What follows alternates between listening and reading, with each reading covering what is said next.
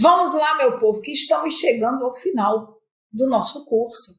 Noções de execução fiscal, aqui ninguém precisa se assustar, porque no final das contas, né, como eu disse aos senhores, essa é a lei dos escolhidos, lá dos procuradores, que têm o prazer de trabalhar somente com execução fiscal. Lei curtinha, pequenininha, praticamente sem nenhuma alteraçãozinha, valendo desde 1980, precisamente 22 de setembro de 1980, a mesma coisa. Veja que coisa linda. Você estuda para o concurso e a lei ainda está valendo do tempo que você passou no concurso público, meu filho. Pois bem, vamos lá. Lei de execução fiscal. O artigo 1º da Lei de Execução Fiscal, Lei 6.830 de 1980, queridíssima, conhecida também como LEF, no seu artigo 1º, estabelece que a execução judicial para a cobrança da dívida ativa da União, dos Estados, do Distrito Federal, dos municípios e respectivas autarquias, e aqui incluídas as fundações também, tá? Será regida por esta lei, L maiúsculo, ou seja, por esta lei 6.830 de 1980, e subsidiariamente naquilo que ela não tratar, obviamente, pelo Código de Processo Civil, porque isso a gente aprende lá na Lei de Introdução às Normas do Direito Brasileiro, princípio da especialidade. Não há que se falar, inclusive, dito pelo STJ, não há que se falar em revogação da LEF naquilo que ela é específica à execução fiscal pelo Código de Processo Civil de 2015. Por quê? Porque eu tenho uma norma especial, específica, voltada aos executivos da União, Estados-membros, Distrito Federal e municípios, inclusive dívida ativa tributária e não tributária. Olha o que diz o artigo 2º, constitui dívida ativa da Fazenda Pública, aquela definida como tributária ou não tributária, na Lei 4.320, de 17 de março de 64, com as alterações posteriores que estatuem normas gerais, isso não interessa. Ele não entende isso. Eu pensava, né, que a lei de execução fiscal era só para cobrar tributo, ou seja, dívida ativa tributária, que decorre da relação jurídico-tributária, aquela que a gente estudou, passou um tempão estudando, e eu pensei que não ia acabar nunca, Jesus amado. E agora você está me dizendo que eu vou usar a LEF, se eu for agraciado pela aprovação em um concurso de procurador, por exemplo, para cobrar, se você for uma escolhida ou um escolhido, não é isso? Para cobrar dívida ativa também não tributária, nos termos do definido no artigo 39, parágrafo 2º da Lei 4.320 de 64. Dá lá uma olhada no artigo 39, parágrafo 2º da Lei 4.320 de 64, que diz o seguinte, olha como é simples.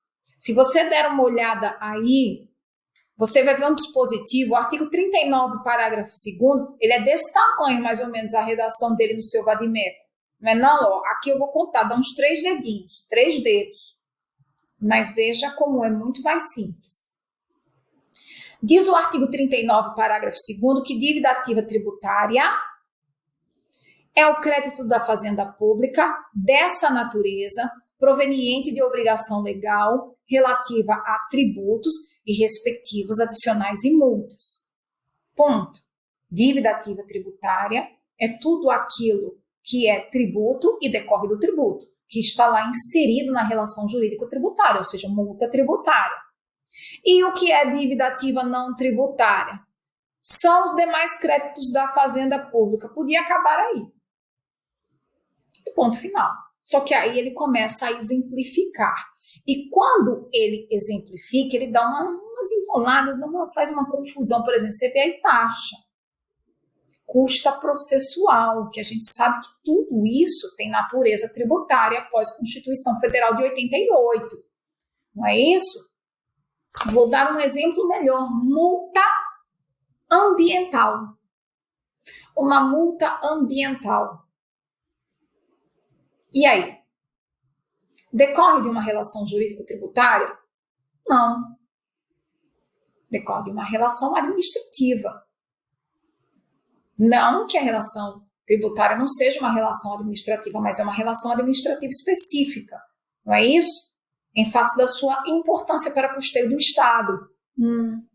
E aí a gente tem um tratamento mais específico. Mas a multa ambiental é uma dívida ativa de natureza não tributária e que também será cobrada pela Lei 6.830 de 1980, porque o artigo 1º diz que a execução judicial para a cobrança da dívida ativa da União, dos Estados, do Distrito Federal e dos municípios e respectivas autarquias, aqui incluídas as fundações, é regida pela lei, por esta lei.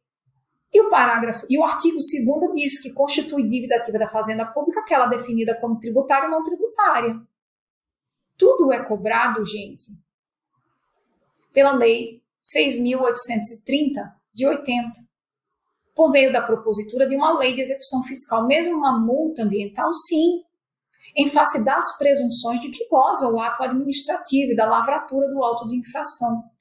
Portanto, é a execução fiscal a ação de cobrança por excelência contida lá no 174 do CTN, que traz o prazo prescricional para a sua propositura, 5 anos da constituição definitiva do crédito tributário, cujo título executivo é a certidão de dívida ativa, também conhecida como CDA, cujas presunções estão estabelecidas no artigo 3º da Lei de Execução Fiscal e diz que a dívida ativa, regularmente inscrita, goza da presunção de certeza e liquidez. Parágrafo único, praticamente repetindo a norma do CTN. A presunção que se refere a este artigo, ela é relativa e pode ser lida por prova inequívoca a cargo de quem? Do executado ou de terceira pessoa que se aproveite da referida, da relativização, né, do não reconhecimento da liquidez e da exigibilidade da CDA. Pois bem, toda e qualquer dívida da União, dos Estados-membros e do Distrito Federal, bem como de suas autarquias e fundações, podem ser cobrados pelo rito da LEF? Não. É preciso que se trate de uma dívida ativa, tributária ou não tributária, com relação administrativa, eminentemente administrativa. Segundo o STJ, está aqui a ementa tributária e processual civil, olha onde o DNR, né, foi lá buscar a responsabilização na esfera civil. E assim sendo, não cabe a execução por meio da Lei de Execução Fiscal, porque eu tenho uma relação civil de indenização, dano causado ao patrimônio da autarquia, processo inclusive de conhecimento. Os privilégios da Lei 6.830 de 80 só cabem nos casos em que a dívida ativa tiver natureza tributária ou decorra de um ato, essa interrogação aqui, não sei, viu? Ou decorra de um ato, crédito, essa interrogação era para estar aqui, crédito que goza de proteção especial, artigo 183 a 193 do CTN, ou decorra de um ato ou de um contrato administrativo típico, eminentemente administrativo, inclusive cuja incidência das normas de direito administrativo venham a surtir efeitos sobre a relação jurídica travada. A dívida exequente decorrente de dano causado ao patrimônio do DNR por acidente automobilístico não constitui dívida ativa em ensejar a aplicação do rito da Lei 6.830 de 80, visto que não se trata de débito tributário ou não tributário, previsto em lei, regulamento ou contrato. Exemplo, como a multa ambiental porque previsto em lei. O que eu tenho aí é uma situação de responsabilidade civil e uma execução fruto de um processo de conhecimento, inserida em uma relação civil. Citação. Artigo 8º da Lei de Execução Fiscal. Diz o artigo 8º que o executado será citado para, no prazo de 5 dias, pagar a dívida com juros e multa de mora e encargos indicados na certidão de dívida ativa ou garantir a execução, observadas as seguintes normas. 1. A citação será feita pelo correio. Aqui eu tenho as modalidades de citação. Parágrafo 2º. O despacho do juiz que ordenar a citação interrompe a prescrição. Observem aí que na LEF, no parágrafo 2º do artigo 8º, o despacho do juiz que ordena a citação sempre interrompia, a prescrição, diferentemente do que acontecia no CTN. E o STJ, por um tempo, falou o seguinte: olha, a LEF, ela se volta para cobrar dívida ativa tributária e não tributária, não é isso? Pois bem, no que diz respeito à dívida tributária, o mero despacho do juiz não interrompia a prescrição. No que diz respeito à dívida não tributária, aí sim. Ou seja, dentro de um sistema de execução voltado para a dívida ativa, eu tinha 2 comportamentos distintos acerca da interrupção do prazo prescricional. Se tratasse de dívida ativa tributária, ia incidir lá a norma do CTN. Não é isso? Lá do 174, parágrafo único 1, na sua redação anterior, que precisava o rapazinho, o mocinho, o filho de Deus ser encontrado, citado, para que houvesse interrompida a prescrição. Se eu estivesse tratando de uma dívida ativa não tributária, aí vinha para a regra do artigo 8º, parágrafo 2º. Tendo em vista isso, é que foi realizada a modificação no parágrafo único do artigo 174, inciso 1 do Código Tributário Nacional. Então, hoje, no que diz respeito à Lei de Execução Fiscal, tanto faz se é dívida ativa tributária ou não tributária. O mero despacho do juiz determinando a citação interrompe o prazo prescricional. Pois bem, observem que o caput do artigo 8º, ele traz aqui o comportamento, não é isso? Do executado. Uma vez ele citado, ele tem um prazo de 5 dias para pagar a dívida. E se ele pagar a dívida dentro do prazo, está encerrado o processo executivo. Olha só que bom. Mal começa e já termina. Não era bom que fosse assim? Sempre era, mas não é não. Porque a lei, e aqui é a lei, o artigo 8º da LEF, autoriza que o executado embargue a execução fiscal. Portanto, o citado, ele pode pagar a dívida em 5 dias, e aqui está tudo absolutamente resolvido, e pode, nos termos da LEF, embargar a execução fiscal, nos termos do artigo 16 da LEF. Dá uma olhada lá.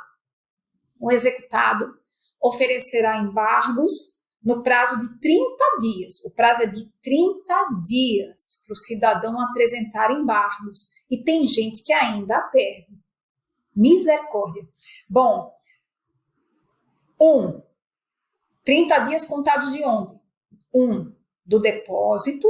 Que depósito? Aquele do montante integral? Calma. 2, pode ser. 2, da juntada da prova da fiança bancária do seguro garantia.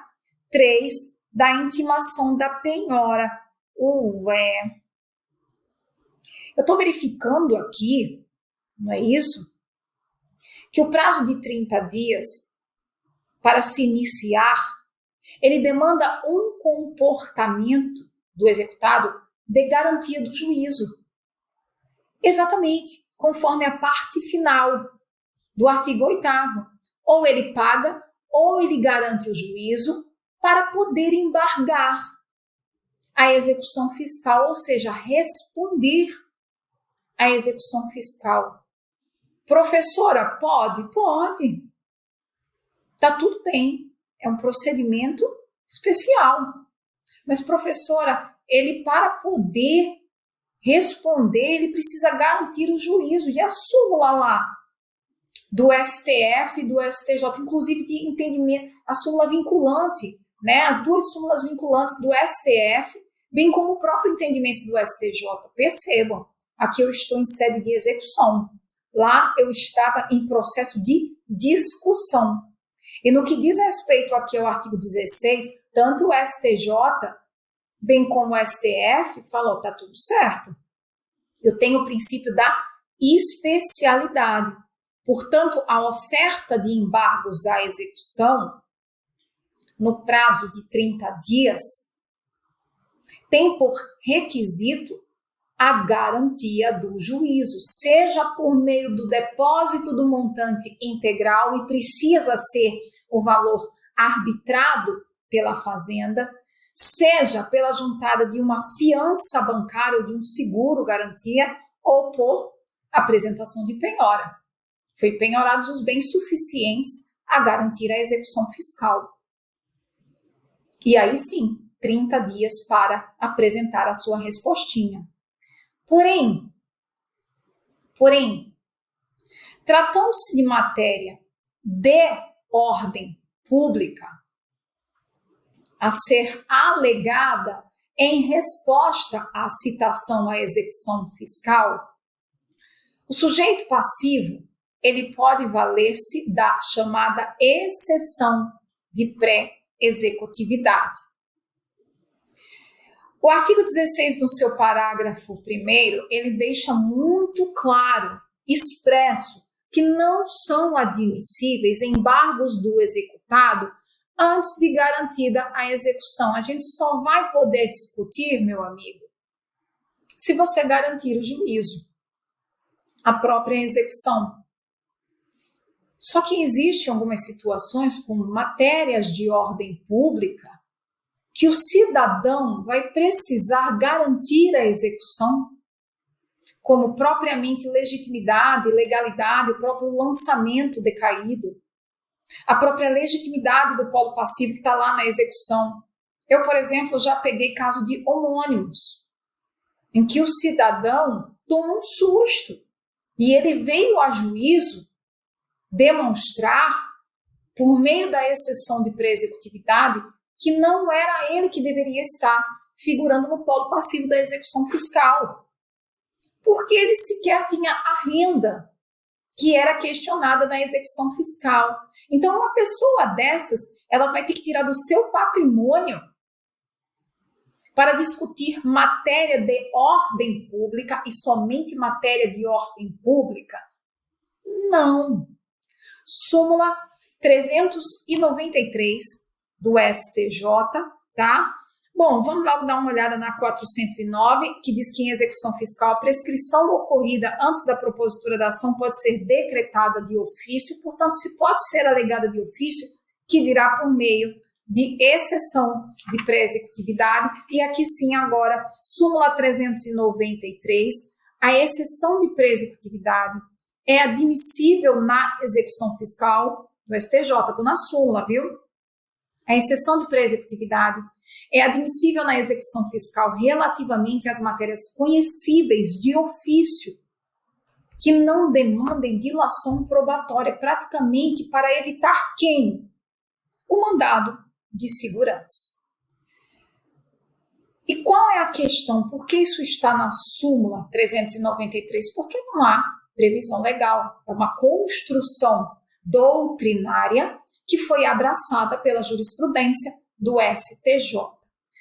Pois bem, uma vez garantido o juízo, a partir de quando se conta o prazo para que se apresente os embargos à execução fiscal? Só mais uma coisa sobre exceção de pré-executividade. Segundo o STJ, extinta a execução fiscal após o oferecimento de exceção de pré-executividade, são cabíveis honorários advocatícios a serem fixados conforme as balizas previstas no artigo 85, parágrafo 3º do CPC. E por quê? Porque a lei de execução fiscal não traz essas balizas.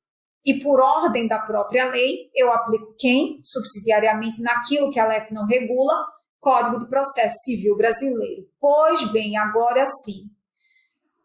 A partir de quando começa a contar o prazo de 30 dias? E eu tenho uma ação agora incidental, quando eu falo em embargos à execução fiscal. Uma ação incidental que será distribuída e tramitará conjuntamente no juízo da execução fiscal. Segundo o STJ, vamos para a parte que nos interessa, afinal de contas o nosso tempo é curto. Efetivado o depósito em garantia pelo devedor, é aconselhável seja ele formalizado, reduzindo-se a termo, para dele tomar conhecimento o juiz e o exequente, e a partir daí da formalização da garantia do juízo, asseverando, olha, joinha, o juízo está garantido. A partir daí, inicia-se o prazo para oposição de embargos a contar da data da intimação do termo de formalização da garantia do juízo. A Fazenda, por muito tempo, queria contar isso de forma automática. Bom, tá lá no novo CPC, né, gente? Princípio da boa-fé e da própria cooperação. O cidadão também não tem como adivinhar, tá bom, ele deve estar sendo executado, também não precisa massacrar o coitado, né, processualmente. Né? Nem sempre a pessoa deve de má fé, e a boa-fé é que é o presumível. Portanto, precisa se formalizar e se intimar o executado para que ele venha ter por disparado o prazo de 30 dias para apresentar os seus embargos à execução. Qual o valor da causa nos embargos à execução? Então, eu tenho o valor da execução e o valor dos embargos à execução? Sim, eu tenho uma ação incidental. Processual civil, isso foi resolvido no RESP 82.876. O valor da causa deve corresponder ao da dívida constante da certidão, devidamente atualizado, acrescido dos encargos legais, incluído aí juros e correção monetária. Artigo 16, parágrafo 2º. Eu tenho aqui o princípio da eventualidade. Uma vez ofertados, né, porque eu estou falando de embargos, ofertados os embargos à execução fiscal, o parágrafo 2º determina que se observe o princípio da eventualidade. Toda e qualquer matéria, com exceção as de ordem pública, mas não, obviamente, as excluindo, porque se você tem uma matéria de ordem pública, você vai optar, obviamente, de início pela exceção de pré-executividade e preclui, não pode falar nos embargos à execução? Não, pode. Ainda que se fale de uma matéria, prestem atenção aqui, ainda que o contribuinte possa se valer da exceção de pré-executividade para alegar matéria de ordem pública, uma vez não reconhecido, né, não acolhida a exceção de pré-executividade, ele vai não poder mais alegar nos embargos à execução essa mesma matéria de ordem pública? Não, ele pode. E qual é a diferença? Porque quando eu falo em exceção de pré-executividade, eu estou falando de um provimento, né, de um procedimento, em que eu não tenho dilação probatória, parecido com mandado de segurança. Quando eu venho para os embargos à execução, não. Aqui eu já tenho, né, uma maior dilação probatória, comportando a rediscussão, inclusive, daquela matéria de ordem pública que foi alegada na exceção de pré-executividade, obedecendo-se, assim, ao princípio da eventualidade. O parágrafo 2º diz que, no prazo dos embargos, o executado deverá alegar toda a matéria útil à defesa, requerer provas e juntar aos autos os documentos e rol de testemunhas, ou pode ter testemunha, até 3, ou a critério do juiz, até o dobro desse limite. E daqui para frente, os embargos à execução, uma vez recebidos, uma vez apresentada a resposta pela Fazenda, ele vai se reger como uma ação incidental de conhecimento, seguindo as regras do CPC. Ao final, se julgado procedente os embargos, eventualmente a execução fiscal ela pode ser o quê? Extinta.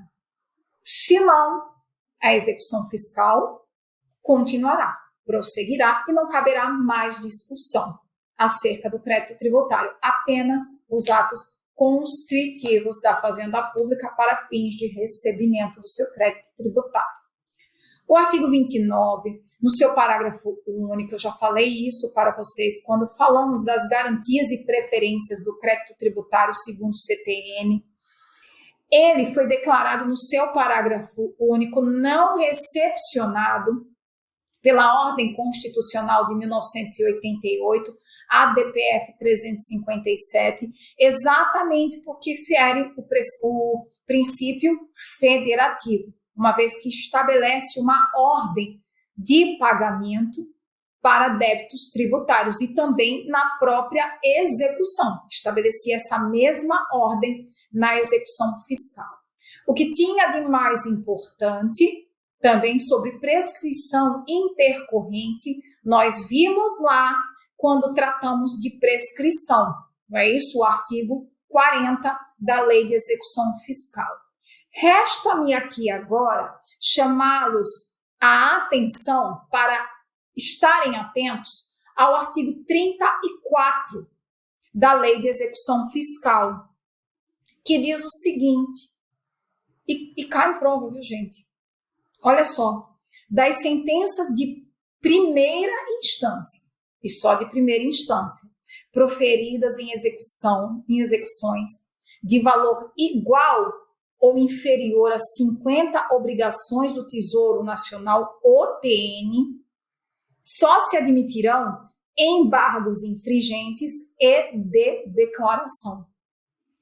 O que eu tenho aí é um recurso diverso da apelação para uma sentença proferida em primeira instância em sede de execução fiscal. Além disso, está valendo, inclusive, repetitivo 395 do STJ, se eu estou falando de repetitivo.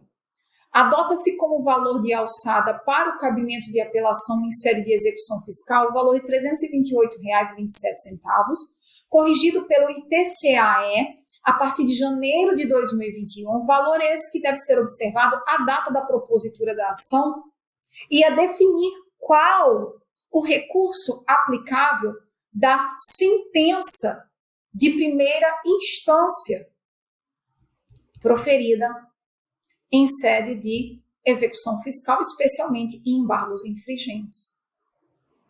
E está valendo, tá, gente? Portanto, dentro da execução fiscal, da sentença, não só cabe apelação, não. Pode caber o quê? Embargos infringentes. E de declaração a gente sabe que cabe para tudo. Certo? Pois bem, gente, eu quero agradecer demais a paciência de vocês. Quero, obviamente, me desculpar em algo que eu tenha falhado. E quero desejar para vocês toda a sorte do mundo nessa empreitada de estudos para concursos públicos. Não é fácil. Eu sei, não é uma fase fácil da vida, é cansativa, não é verdade? É feita de escolhas e às vezes escolhas que a gente não queria fazer. Mas o que eu posso lhes dizer é: sigam no plano, vale a pena, isso vai passar. E quanto mais você se dedicar, mais rápido passa. No que diz respeito à sorte, construam todos os dias, nem que seja uma horinha, a sorte de vocês. E a sorte que eu desejo é a sorte que eu sempre, absolutamente, desejei para mim quando eu estudava para concursos públicos. Genuinamente, a sorte que vocês merecem enquanto vocês estão aí nessa caminhada e investindo vida nessa caminhada de aprovação aos concursos públicos. Qualquer coisa, estou no Instagram, estou no e-mail, estou por via contato do CP Iuris e estamos aí, tá bom? Até uma próxima oportunidade. Muito obrigada e vamos para o jogo.